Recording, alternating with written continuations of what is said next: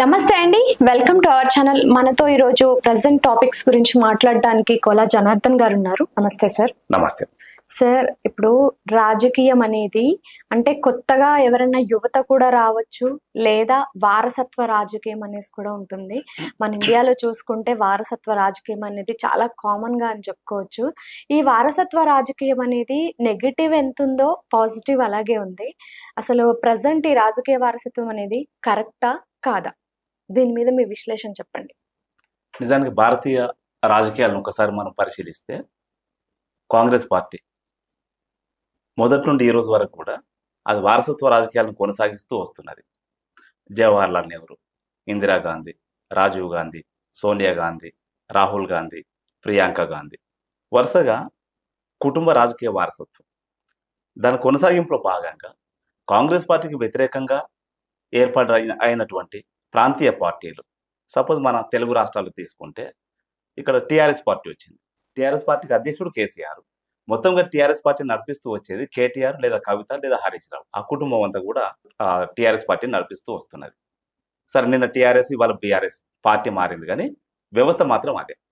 తెలుగుదేశం పార్టీని తీసుకున్నాం అనుకోండి, తెలుగుదేశం పార్టీలో ఎన్టీ రామారావు, చంద్రబాబు నాయుడు, లోకేష్ బాబు. వైసీపీని తీసుకుంటే రాజశేఖర రెడ్డి, జగన్మోహన్ రెడ్డి. డిఎంకే పార్టీని తీసుకుంటే కరుణానిధి, స్టాలిన్, రేపు ఉదయనిధి స్టాలిన్. ఇట్లా ఏ పార్టీని తీసుకున్నా కూడా మొత్తం దేశంలో ఉన్న జాతీయ పార్టీగా కొనసాగుతున్న కాంగ్రెస్ పార్టీ కానీ, కాంగ్రెస్ పార్టీకి వ్యతిరేకంగా వచ్చినటువంటి ప్రాంతీయ పార్టీలు కానీ, ఇవన్నీ కూడా ఇప్పుడు ఒరిస్సాను తీసుకుంటే బిజు పట్నాయక్, ఆ తర్వాత వాళ్ళ ఫాదర్ అంతకుముందు. ఇట్లా ఏ రాష్ట్రం తీసుకున్నా, మహారాష్ట్రకు పోతే ఎన్సీపీ, శరద్ పవార్ ఇప్పుడు వాళ్ళ బిడ్డ వస్తున్నారు, శివసేన, బాల్ ఠాకరే, ఉద్ధవ్ ఠాకరే. ఇట్లా మొత్తం కుటుంబ వారసత్వం వస్తుంది. అంటే వారసత్వ రాజకీయాలు అనేది రాజ్యాంగ వ్యతిరేకమైనటువంటి చర్యలు. మొట్టమొదటిగా రాజకీయ పార్టీ ఏర్పాటు చేసుకున్నప్పుడు, రాజకీయ పార్టీ రాజ్యాంగబద్ధంగా రిజిస్ట్రేషన్ చేసుకున్నప్పుడు ప్రజాస్వామికంగా ప్రజాస్వామ్య పద్ధతులలో మేము పార్టీ నడిపిస్తామని చెప్పి అక్కడ కమిట్ అయ్యి అక్కడ ఉన్నటువంటి నామ్స్ మీద సిగ్నేచర్ చేసుకొని వాళ్ళు పార్టీ రిజిస్ట్రేషన్ చేసుకొని వస్తారు. రిజిస్ట్రేషన్ చేసుకున్నప్పుడేమో ప్రజాస్వామికంగా పార్టీ నడిపిస్తామని వాళ్ళు రిజిస్ట్రేషన్ చేసుకుంటారు. బయటకు వచ్చిన తర్వాత అన్ని పార్టీలు కూడా పూర్తిగా వారసత్వ రాజకీయాలను కొనసాగిస్తూ వస్తున్నారు. అయితే వారసత్వ రాజకీయాలు వచ్చినప్పుడు, వారసత్వ నాయకులు కూడా వారసత్వంగా వచ్చినప్పుడు వారికి సంబంధించిన సంతానము చాలా డైనమిక్గా ఉండి, మిగతా ప్రజలందరికంటే కూడా చాలా తెలివిగా ఉండి, ప్రజల పట్ల ఒక కమిట్మెంట్ లేదా దేశం పట్ల ఒక విజన్తో ఉండి, దేశ రాజకీయాల్ని, ప్రపంచ రాజకీయాల్ని విశ్లేషిస్తూ, ప్రపంచ రాజకీయాలతో పాటుగా ప్రపంచంలో ఇతర దేశాలు ఎట్లా రాజకీయాలు చేస్తున్నాయి, ఎట్లా ఆ దేశాలను వాళ్ళు బాగు చేసుకుంటున్నారు, దాంతో పోటీ పడుతూ మన భారతదేశాన్ని కూడా ఎట్లా బాగు చేసుకోవాలి అనేది రాష్ట్ర ప్రభుత్వాలు కానీ కేంద్ర ప్రభుత్వాలు కానీ ఒక విజన్తో పనిచేసినప్పుడు మనకు సమస్య లేదు. కానీ వాళ్ళకు విజన్ ఉన్నా లేకపోయినా, నాయకత్వ లక్షణాలు ఉన్నా లేకపోయినా, వాళ్ళు సర్వీస్ చేసినా చేయకపోయినా పార్టీలను కూడా వారసత్వంగా కొనసాగుతూ వస్తున్నాయి. అది భారతదేశ రాజకీయాలకు అత్యంత ప్రమాదకరంగా మారిపోయినటువంటి పరిస్థితి ఈరోజు మనం చూస్తున్నాం. ఇప్పుడు దేశంలో ఒక మాట చెప్తే ఏ మాట కామాట మనం నిజాలు మాట్లాడుకోవాలి. కాంగ్రెస్ పార్టీతో పాటు ఇతర ప్రాంతీయ పార్టీలన్నీ కూడా వారసత్వ రాజకీయాల్ని కొనసాగిస్తూ వస్తున్నాయి. వారసత్వ రాజకీయాలు కాకుండా ప్రజాస్వామికంగా కాస్త పార్టీలు నడిపేటువంటి వ్యవస్థ ఏదైనా ఉన్నదంటే అది ఈరోజు కేంద్రంలో అధికారంలో ఉన్నటువంటి బీజేపీ పార్టీ, లేదా దానికి పూర్తి వ్యతిరేకంగా పనిచేస్తున్నటువంటి, లేదా ప్రజల పక్షాన పనిచేస్తున్నామని చెప్తున్నటువంటి కమ్యూనిస్ట్ పార్టీలలో కూడా వారసత్వ రాజకీయాలు లేవు. కమ్యూనిస్ట్ పార్టీలు ఎక్కడ కూడా, ఏ పార్టీలో కూడా, చాలా పార్టీలు ఉన్నాయి కమ్యూనిస్ట్ పార్టీలు కూడా, సిపిఐ, సిపిఎం, ఎంఎల్ పార్టీలు, రకరకాల పేర్లతో ఉన్నాయి పార్టీలు. కానీ ఏ పార్టీలో కూడా వారసత్వ రాజకీయాలు ఉండవు కమ్యూనిస్ట్ పార్టీలలో. అదే సందర్భంలో బీజేపీ పార్టీలో కూడా వారసత్వ రాజకీయాలు లేవు. అది హిందూ మతోన్మాద పార్టీ అన్న ఒక ఆరోపణ ఉంటుంది, అది అవునా కాదు వేరే విషయం, అది చర్చకు ఉంటుంది. కానీ వారసత్వ రాజకీయాలు బీజేపీ పార్టీలో లేవు. కాంగ్రెస్ పార్టీలో వారసత్వ రాజకీయాలు ఉన్నాయి, తర్వాత మిగతా అన్ని పార్టీలలో కూడా వారసత్వ రాజకీయాలు ఉన్నాయి. ఈరోజు కాంగ్రెస్ పార్టీకి సంబంధించి ఒక మాట మనం మాట్లాడుకోవాలి. కాంగ్రెస్ పార్టీకి ఏఐసిసి అధ్యక్షుడుగా ఇప్పుడు మల్లికార్జున ఖర్గే గారు ఉన్నారు. ఏఐసిసి పార్టీ అధ్యక్షుడు మల్లికార్జున ఖర్గే. కానీ మన రాష్ట్ర పార్టీ అంటే పిసిసి అధ్యక్షులు కానీ, లేదా రాష్ట్ర కాంగ్రెస్ పార్టీ కానీ, లేదా ప్రభుత్వం కానీ, వీళ్ళు మాట్లాడే ప్రతి సందర్భంలో వాళ్ళ సంభాషణ మొత్తం కూడా మా అధిష్టానం అని చెప్తారు. అధిష్టానం ఎవరంటే మాకు రాహుల్ గాంధీ, లేదా సోనియా గాంధీ, లేదా ప్రియాంక గాంధీ. అధిష్టానం సోనియా గాంధీ, రాహుల్ గాంధీ, ప్రియాంక గాంధీ అయితే మరి మల్లికార్జున ఖర్గే ఏఐసిసి అధ్యక్షులు ఉన్నారు కదా, ఆయన అధిష్టానం కాదా? ఆయన నాయకత్వంలో ఎందుకు పెట్టినట్టు? మరి ఏఐసిసి అధ్యక్ష పదం అనేది కాంగ్రెస్ పార్టీకి సంబంధించిన అత్యున్నతమైనటువంటి పోస్ట్. అది ఆ పోస్ట్లో కూర్చున్న వాళ్ళు నెహ్రూ కుటుంబం అయినా కాకపోయినా మీ అధిష్టానం ఎవరంటే మల్లికార్జున ఖర్గే అనాలి. లేదు మీ అధిష్టానం ఎవరై అంటే ఏఐసిసి అని చెప్పాలి. అసలు అధిష్టానం అనే పదమే రాజకీయ పరిభాషలో చాలా తప్పుడు పదం అది. మా నాయకత్వం అని చెప్పాలి, మా కేంద్ర పార్టీ అని చెప్పాలి, మా కేంద్ర నాయకత్వం అని చెప్పాలి కానీ మా అధిష్టానం అని చెప్పడం అనేది అప్రజాస్వామికమైనటువంటి పదం. కానీ వీళ్ళు రోజు రొటీన్‌గా వాడే పదము మా అధిష్టానం అని చెప్తారు. అధిష్టానం ఎవరై అంటే మా రాహుల్ గాంధీ అని చెప్తారు. అధిష్టానం ఎవరై అంటే సోనియా గాంధీ అని చెప్తారు. అధిష్టానం ఎవరై అంటే ప్రియాంక గాంధీ అని చెప్తారు. ఇక్కడ బీఆర్ఎస్ పార్టీకి సంబంధించి వీళ్ళు కూడా మా అధిష్టానం అని అంటారు. అధిష్టానం ఎవరై అంటే కేసీఆర్ అంటారు, లేదా కేటీఆర్ అంటారు, లేదా కవిత అంటారు, లేదా హరీష్ రావు అంటారు. ఆ నలుగురు పేర్లు దాటి ఐదో పేరు బయటికి రాదు. ఒకవేళ వచ్చినా కూడా వాళ్ళకి ఆ ప్రాధాన్యత ఉండదు. తెలుగుదేశం పార్టీ కూడా మా అధిష్టానం అని అంటారు. మీ అధిష్టానం ఎవరై అంటే చంద్రబాబు నాయుడు. మీ అధిష్టానం ఎవరై అంటే లోకేష్ బాబు. ఆ ఇద్దరు పేర్లు వస్తాయి. మళ్ళీ మూడో పేరు రాదు. వైసీపీ పార్టీకి సంబంధించి జగన్ అధిష్టానం ఎవరై అంటే జగన్. ఈ మధ్య కాలంలో జగన్ వాళ్ళ చెల్లి షర్మిల అన్న చెల్లెల మధ్య రాజకీయ భిన్నాభిప్రాయాల లేదా కుటుంబానికి సంబంధించిన సమస్యల ఆ విషయం కారణం ఏందనేది పక్కన పెట్టేస్తే వాళ్ళిద్దరి మధ్య అభిప్రాయ భేదాలు వచ్చిన తర్వాత ఆ వైసీపీ పార్టీని మొట్టమొదటిగా నడిపించిన దాంట్లో ఇద్దరు పాల్పంచుకొని నడిపిస్తూ వచ్చిండ్రు. వాళ్ళిద్దరి మధ్య అభిప్రాయ భేదాలు వచ్చిన తర్వాత షర్మిల బయటకు వచ్చింది. ఆమె సొంతగా పార్టీ పెట్టుకుని తెలంగాణ మొత్తం పర్యటించింది. ఆ తర్వాత ఇప్పుడు పోయి కాంగ్రెస్ పార్టీలో జాయిన్ అయ్యి కాంగ్రెస్ పార్టీ అక్కడ ఆంధ్ర కాంగ్రెస్ పార్టీ అధ్యక్షురాలుగా బాధ్యత తీసుకొని పనిచేస్తుంది. అంటే జగన్కు షర్మిలకు అభిప్రాయ భేదాలు ఎందుకు వచ్చినాయి? కుటుంబంలో ఆస్తుల విషయం అభిప్రాయ భేదాలు. ఆ అభిప్రాయ భేదాలతో ఆమె బయటకు వచ్చింది కానీ లేకపోతే వాళ్ళిద్దరు కలిసి ఆ వైసీపీ పార్టీని నడిపిస్తూ వచ్చేవాళ్ళు.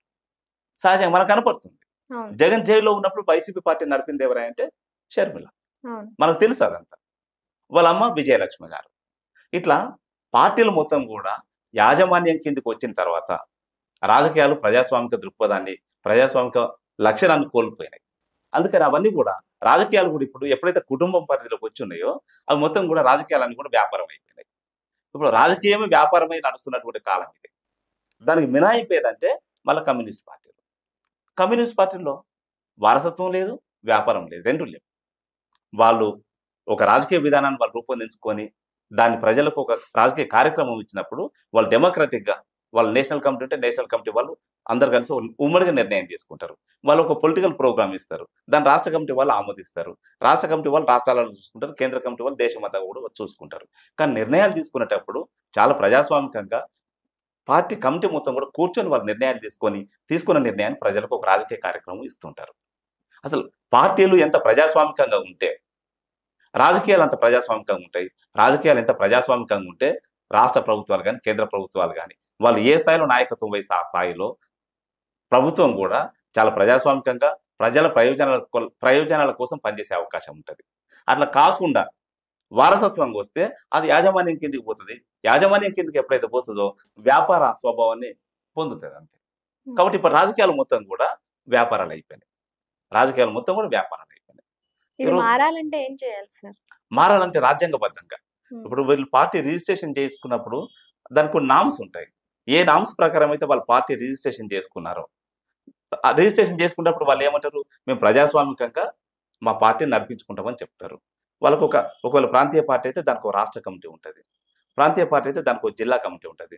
లేదా కింది స్థాయిలో పోతే నియోజకవర్గ కమిటీ ఉంటుంది, మండల కమిటీ ఉంటుంది, గ్రామ కమిటీ ఉంటుంది. రాష్ట్ర కమిటీ నుండి గ్రామ కమిటీ వరకు అన్ని స్థాయిలలో ఆయా స్థాయిలలో ఉన్నటువంటి నాయకత్వము అంశాల వారిగా మాట్లాడుకొని ఉమ్మడిగా నిర్ణయాలు తీసుకున్న నిర్ణయాలను ప్రజలకు తెలియజేస్తూ రాజకీయ కార్యక్రమాలు ఇస్తే అది ప్రజాస్వామికంగా ఉన్నట్టు. అట్లా కాకుండా ఒకరు ఇద్దరు నిర్ణయాలు తీసుకొని ఇది పార్టీ నిర్ణయం అని చెప్పి ప్రకటించి అది కింది ప్రజలకందరూ కూడా పొలిటికల్ ప్రోగ్రామ్ ఇస్తే అది అప్రజాస్వామికం అవుతుంది, నియంతృత్వం అవుతుంది, యాజమాన్యం కిందకు వస్తుంది. ఆ యాజమాన్య రాజకీయాలు అనేది రాష్ట్ర దేశానికి అత్యంత ప్రమాదకరమైనటువంటి పరిస్థితి. కాబట్టి ఈరోజు భారతదేశం మిగతా దేశాలతో పోల్చుకుంటే అత్యంత వెనుకబడ్డ దేశం ఎందుకు మిగిలిపోయిందంటే ఇక్కడ వారసత్వ రాజకీయాలు ఉన్నాయి కాబట్టి. వారసత్వ రాజకీయాలు పోయి రాజకీయాలు ప్రజాస్వామికంగా వస్తే దీంట్లో రాజకీయాల్లో ఉండి నాయకత్వ లక్షణాలు ఉండి సమాజం పట్ల అవగాహన ఉండి సామాజిక బాధ్యత ఉన్న వాళ్ళు పూర్తి స్థాయిలో పనిచేసే వాళ్ళు ఎవరైతే ఉంటారో వాళ్ళు నాయకులుగా ఎదగడానికి అవకాశం ఉంటుంది. వాళ్ళు నాయకులుగా ఎదిగినప్పుడు ప్రజల కోసం ఆలోచించే అవకాశం ఉంటుంది. ప్రజల సంక్షేమం కోసం ప్రణాళికలు తయారు చేసే అవకాశం ఉంటుంది. ఆ తయారు చేసి అమలు చేసినప్పుడు రాష్ట్రం కానీ దేశం కానీ బాగుపడడానికి అవకాశం ఉంటుంది. అలా ప్రజలు ఎన్నుకుంటారంటారా? ఖచ్చితంగా ఎన్నుకుంటారు. కాకపోతే ఆ అవకాశం ప్రజలకు లేదు. ఎందుకు ఎవరైనా ట్రై చేశారా? అంటే వారసత్వం నుంచి కాకుండా సింగిల్ గా పోటీ చేసి అసలు ఎవరైనా ట్రై చేశారా? ఇప్పుడు మనకు కనపడేది రెండు కనపడుతుంటాయి. ఉమ్, ప్రజాస్వామికంగా పార్టీ నడపడం అనేది రెండు ముందే నేను చెప్పినట్టుగా బీజేపీ కొంత ప్రయత్నం చేస్తున్నది. సేమ్ టైంలో కమ్యూనిస్ట్ పార్టీలు కూడా ప్రయత్నం చేస్తుంది. కమ్యూనిస్ట్ పార్టీలలో నియంతృత్వం లేదు, వారసత్వ రాజకీయాలు లేవు, రెండు లేవు. బీజేపీలో కూడా వారసత్వ రాజకీయాలు లేవు. ఉమ్, నిజాలు మాట్లాడుకోవాలి.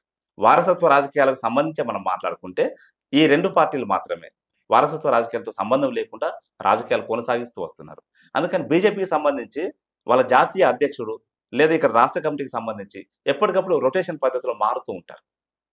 వాళ్ళ పదవి కాలం అయిపోయిన తర్వాత మళ్ళీ నెక్స్ట్ మళ్ళీ కొత్త వాళ్ళకి అవకాశం ఇస్తారు, కొత్త నాయకుడికి అవకాశం ఇస్తారు. అది రాష్ట్రంలో కానీ దేశంలో కానీ.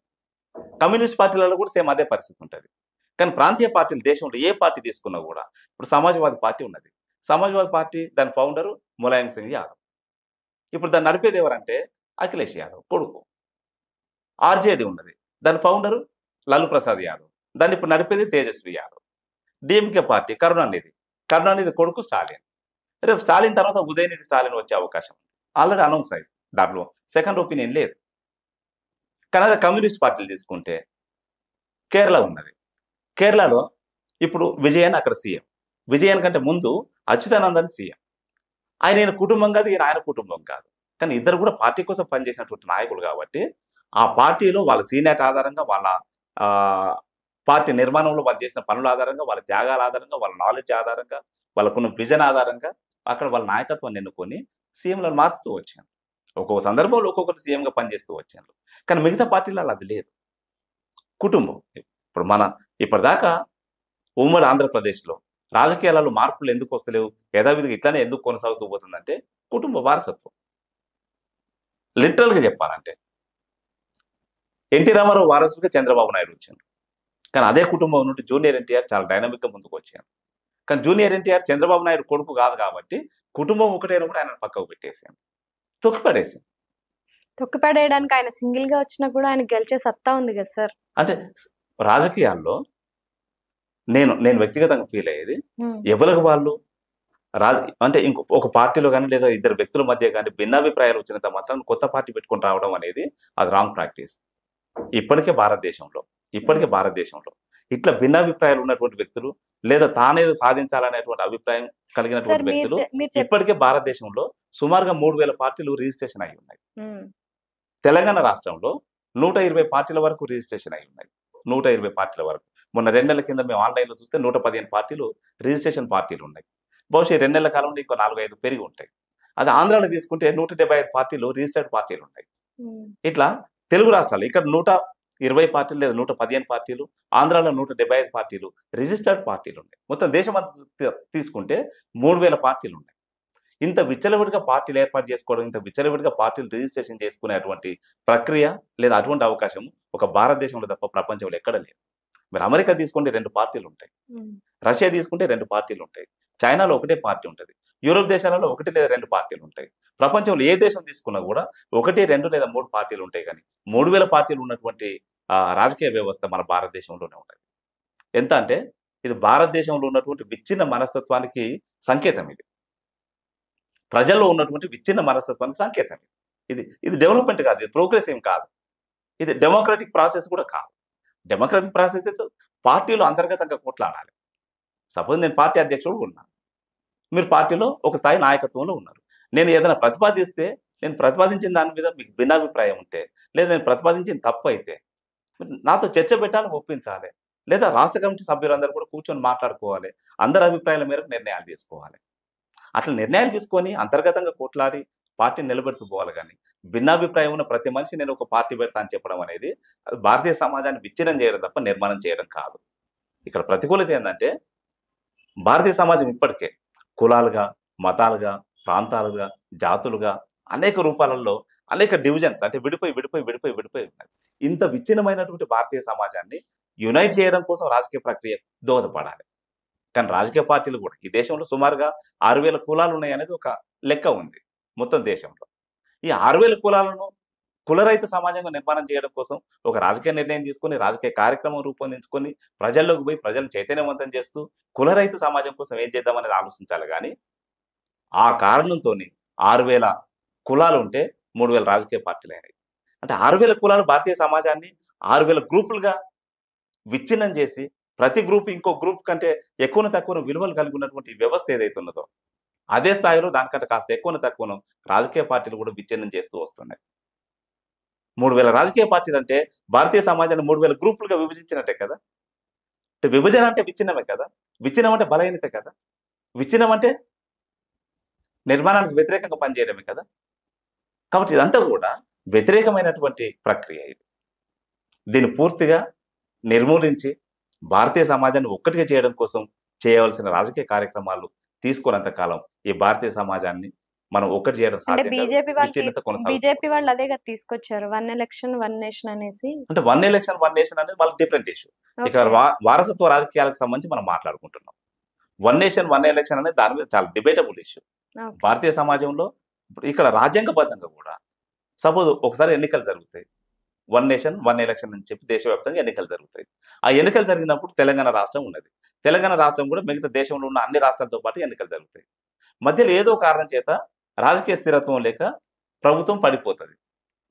ప్రభుత్వం పడిపోయినప్పుడు మళ్ళీ ఎన్నికలు ఎప్పుడు జరగాలి? లేదా మధ్యంతర ఎన్నికలు వస్తాయి. ఏ కారణం చేత, రాజకీయ కారణాల చేత మధ్యంతర ఎన్నికలు వస్తాయి. మధ్యంతర ఎన్నికలు వచ్చినప్పుడు మళ్ళీ ఎన్నికలు ఎప్పుడు జరగాలి? ఇదంతా కూడా కొంత గందరగోళం ఉన్నది. ఈ మొత్తం గందరగోళానికి పరిష్కారం చూపాల్సిన బాధ్యత రాజ్యాంగ నిపుణులదే, తర్వాత బయట ఉన్నటువంటి రాజకీయ మేధావులది. ఒక స్పష్టమైన కార్యాచరణ తీసుకొని స్పష్టంగా భారతదేశంలో ఉన్నటువంటి రాజకీయాలని, భారతీయ ప్రజల మనస్తత్వాలని, వాళ్ళ అవసరాలని దృష్టిలో పెట్టుకొని ఒక రాజకీయ కార్యాచరణ రూపొందించుకున్నప్పుడు అదొక పరిష్కారంగా ఉంటుంది. కానీ 1 నేషన్ 1 ఎలక్షన్ అనేది కూడా పూర్తి పరిష్కారం అవుతుందని నేను అనుకుంటలేను. ఎందుకంటే ఇక్కడ ఉన్నటువంటి వ్యవస్థ అట్లా ఉన్నది.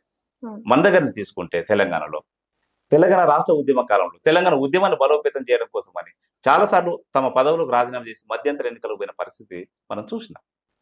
అటువంటి సందర్భాలు వస్తాయి. లేదా ఏ పార్టీకి సరిపోయే మెజార్టీ లేనప్పుడు కూడా సపోజ్ ఒక పార్టీ 2 పార్టీలు 3 పార్టీలు అట్లా పోటీ చేసినప్పుడు ఏ పార్టీకి సరిపోని మెజార్టీ లేనప్పుడు హంగు వచ్చినప్పుడు మనం ఇంతకుముందు చూసినాం. చాలాసార్లు మద్దతు చేసినటువంటి రాజకీయ పార్టీలు ఏ కారణం చేత మద్దతు ఉపసంహరించుకున్నా ఆ ప్రభుత్వాలు కూలిపోయినాయి. ప్రభుత్వాలు పడిపోయినప్పుడు మధ్యంతర ఎన్నికలు తప్పనిసరి పోవాల్సిందే. అటువంటిప్పుడు 1 నేషన్ 1 ఎలక్షన్ అనేది ఎట్లా సాధ్యమవుతుంది?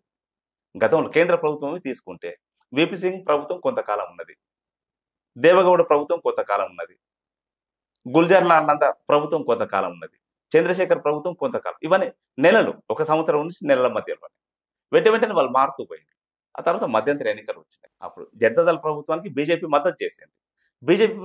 బీజేపీ పార్టీ మద్దతు ఉపసంహరించుకుంటే ప్రభుత్వం పడిపోయింది, మళ్ళీ ఎన్నికలు పోవాల్సి వచ్చింది. అప్పుడు 1 నేషన్ 1 ఎలక్షన్ అనేది ఎట్లా సాధ్యమవుతుంది? అంటే ఇవన్నీ కూడా సమస్యలు ఉన్నాయి. సేమ్ అదే పరిస్థితి రాష్ట్రాలలో కూడా కొనసాగుతూ వస్తున్నది.